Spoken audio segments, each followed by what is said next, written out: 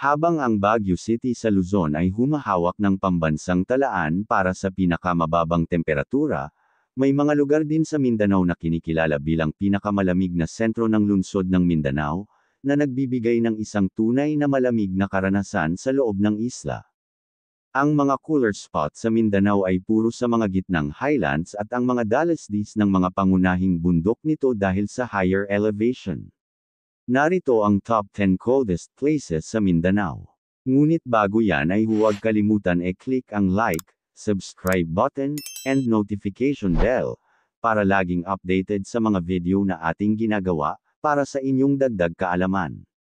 Salamat! 10.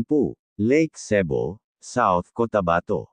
Ang Lake Cebu ay hindi ang pinakamalamig na lugar sa Pilipinas, gaya sa Baguio City, ngunit kilala ito para sa nakakapreskong cool, malinis na tubig at mas malamig na klima ng highland, na madalas na bumababa sa mababang 20 Celsius, pakiramdam na medyo chilly kumpara sa mga tropical na lowlands, na may mga tiyak na springs tulad ng Denlag na nag-aalok ng natatanging malamig na tubig para sa paglangoy. Ang mga sikat na lake springs, lalo na sa mga lugar tulad ng Denlag, ay kilala sa kanilang matinding lamig, malinaw na tubig, perpekto para sa isang nakakapreskong paglubog. Siyam. Tikud Hill, Cagayan de Oro.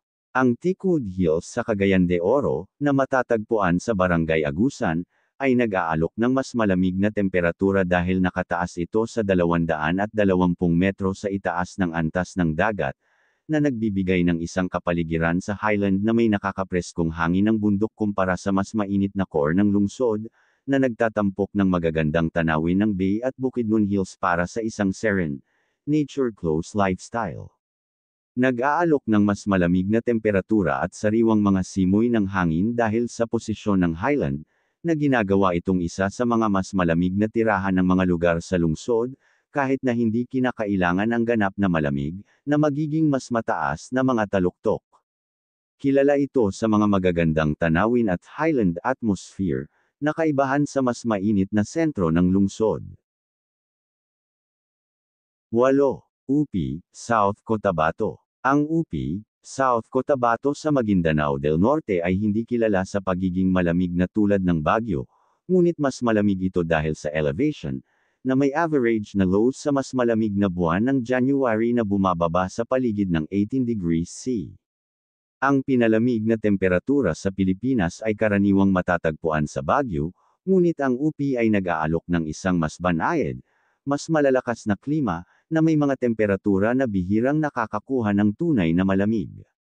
Ang UP ay isang munisipalidad na kilala para sa katutubong populasyon ng Teduray, na may isang iminungkahing pagpapalit ng pangalan sa Teduray Municipality, upang makilala ang pagkakakilanlan ng kultura nito. 7. Talaingod, Davao del Norte.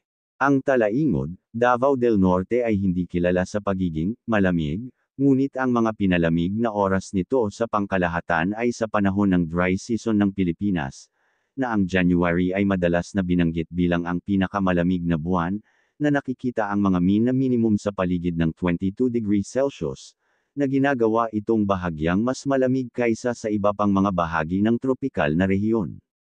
Ito ay higit pa tungkol sa bahagyang hindi gaanong mahalumigmig, mainit na araw kaysa sa aktwal na malamig na panahon. 6. Impalutaw Forest, Impasugong, Bukidnon. Ang kagubatan ng Impalutaw sa Impasugong, Bukidnon ay tumutukoy sa malago, protektado na kagubatan na lugar, lalo na sa paligid ng CEDAR, o Community Environment and Natural Resources Development Ecotourism Site, isang lugar na pinamamahalaan ng gobyerno na kilala para sa mga lumiligid na burol, ilog, talon, at mayaman na biodiversity, na nagsisilbing isang gateway sa Kitanglad Mountain Range.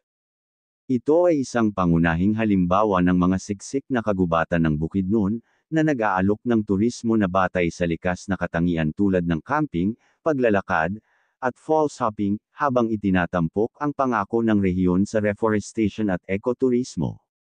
Ito ay may medyo cool climate, na may mga temperatura sa pangkalahatan sa mataas na 60s hanggang sa mababang 70s Fahrenheit, o sa paligid ng 20 degrees Celsius sa gabi. 5. Mount Dulang-Dulang Kitanglad, Bukidnon. Ang Mount Dulang-Dulang at Mount Kitanglad ay kilala para sa kanilang nakakagulat na malamig na temperatura. Lalo na sa gabi, pakiramdam tulad ng isang freezer dahil sa kanilang high elevation at mossy, siksik na kagubatan, na may mga temperatura na bumababa na nangangailangan ng warm gear para sa mapaghamong mga treks na may mga hiker na nakakaranas ng mga chilly conditions, cloud cover. Ginagawa itong isang mapaghamong ngunit reward na high-altitude trek sa Pilipinas, kahit na hindi kasing lamig ng mataas na altitude peak sa ibang mga bansa. Nag-aalok ang Mount Kitanglad ng isang malamig, maganda, at mapaghamong pakikipagsapalaran, na nangangailangan ng wastong gear para sa chilly mountain weather. 4. Buda, Marilog District. Ang Buda, Davao Bukidnon Highway sa Marilog District, ay isang tanyag na nakamamanghang ruta at getaway na kilala sa mga cool climate, mga pine trees, misty mornings, at magagandang landscapes, na nagsisilbing hangganan at pagkonekta sa kalsada sa pagitan ng Davao City at Bukidnon Province sa pamamagitan ng Davao-Bukidnon Highway, o Buda Road. Ito ay isang paboritong lugar para sa mga road trips, na nagtatampok ng mga mountain resorts, fresh produce, at nakamamanghang tanawin, maa-access ng mas mababa sa isang oras mula sa Davao City. Ang kalsada ng Bukidnon Davao, na madalas na tinatawag na Buda Road at kilala rin bilang Bukidnon Davao City Road, ay isang 140 kilometro, 2 to 4 lane pambansang highway na nag-uugnay sa Davao City at ang munisipalidad ng Maramag sa Bukidnon. 3. Lantapan, Bukidnon. Ang Lantapan, Bukidnon ay hindi kilala sa sobrang lamig tulad ng Baguio ngunit isa sa mga mas malamig, mas temperate na mga spot sa Pilipinas dahil sa elevation nito, na nag-aalok ng mga kaaya-ayang temperatura, sa paligid ng 18 hanggang 25 degrees Celsius, mainam para sa mga gulay, na may mas malamig na gabi sa dry season kapag ang mga temperatura ay mas mababa, lalo na malapit sa mas mataas na mga peak tulad ng Mount Dulang-Dulang. Ang pinaka-cool, pinaka-maliwanag, at pinaka-drive na buwan para sa mga turista ay karaniwang January to April. Ang lokasyon nito bilang Vegetable Basket of Bukidnon ay nangangahulugang sapat na mataas upang mapalago ang mga cool weather na pananim tulad ng patatas, repolyo, at broccoli. 2. Malaybalay City, Bukidnon. Ang Malaybalay City sa Bukidnon ay kilala bilang isa sa mga malamig na lugar sa Mindanao, na madalas na inihahambing sa Baguio City, dahil sa high altitude nito sa Bukidnon Plateau, na nakakaranas ng mas malamig, mas banayad na temperatura sa buong taon, sa pagitan ng January and February na karaniwang nagkakaroon ng pinakamababang temperature, sa paligid ng 17 hanggang 19 degrees Celsius, at kahit na bumababa kung minsan, na ginagawang isang popular cool spot sa Southern Philippines. Kilala bilang Summer Capital of Bukidnon, ang high-altitude results sa makabuluhang mas malamig na temperatura, na ginagawa itong go-to place para sa malamig na panahon sa Mindanao. Marami ang naglalarawan sa Malaybalay bilang pagkakaroon ng isang palaging kaaya-aya, cool, at moist climate sa buong taon. Habang hindi kasing lamig ng ganap na lows ng Baguio, ang temperatura ng Malaybalay ay makabuluhang mas malamig kaysa sa average ng Pilipinas, na ginagawang presko, lalo na sa umaga.